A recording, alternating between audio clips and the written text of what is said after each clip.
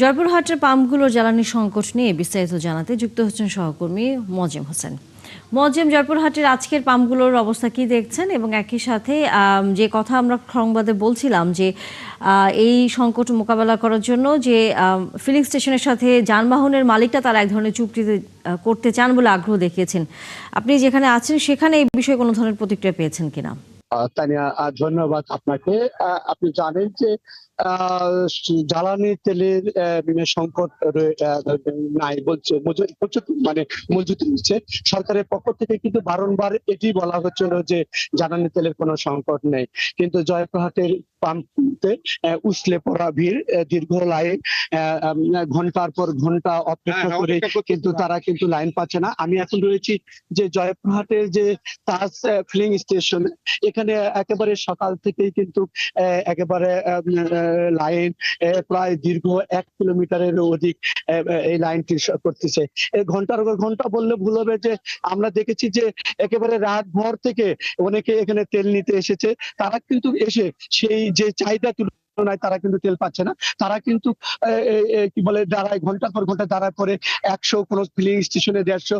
এবং আপনাকে বলে রাখি যে জয়পুরহাটে মোট 21টি ফিলিং স্টেশন রয়েছে, এরই মধ্যে অধিকাংশটাইতে কিন্তু তেল পাওয়া যাচ্ছে না। অর্থাৎ জয়পুরহাটে আজকে ডালিম ফিলিং স্টেশন এবং তাজ ফিলিং স্টেশনে, এই দুটি স্টেশনেই কিন্তু তেল দেওয়া হচ্ছে। আমি এখানে তেল নিতে এসে যে ভোগান্তির মধ্যে পড়েছে তার সঙ্গে আমি একটু কথা বলতে চাই। আপনি দেখলাম দীর্ঘ টাইম লাইন ধরে দাঁড়িয়ে আছেন, আপনার এখানে কি সমস্যা একটু বলবেন প্লিজ? সমস্যা হলো, আমি একজন লাইভ স্টক অ্যাসিস্ট্যান্ট। আমি 6টার দিকে এসে দাঁড়াইছি, আমি 11টার পর তেল পাইছি মাত্র 200 টাকা। 200 টাকা তেল তো আমার আগা বেলে শেষ হয়ে যায়, এই তেল তো আমার হয় না। এখন মন্ত্রীরা বলে তেল আছে পর্যাপ্ত, লাইনে তেল নিতে আসলে 2 কিলোমিটার লাইনে দাঁড়া থাকতে হয়। এইসব ভোগান্তি তো জনগণ মেনে নিবে না, এটা তো খুব কষ্টদায়ক। আর আমারও অনেক কাজ থাকে, আমি তো চিকিৎসা। ধন্যবাদ আপনাকে। আপনি যেমনটি শুনছিলেন যে এখানে আমি আরেকজন তেল নিতে এসেছে, তার সঙ্গে একটু কথা বলতে চাই। আপনি এখানে দেখলাম দীর্ঘ টাইম ধরে অপেক্ষা করছেন, আপনার এখানে কি সমস্যা, আপনি কি চান বলেন? আমি দীর্ঘ সকাল থেকে অপেক্ষা করতেছি তেলের জন্য, এখনো কাঙ্ক্ষিত লক্ষ্যে আমি পৌঁছাইনি। আমার প্রতিদিন কোন পাম্পে দিচ্ছে 100 টাকা, কোন পাম্পে দিচ্ছে 200 টাকা, এইভাবে 100 টাকার তেল 2 দিন 3 দিন পর পেয়ে আমি একজন কলেজ শিক্ষক।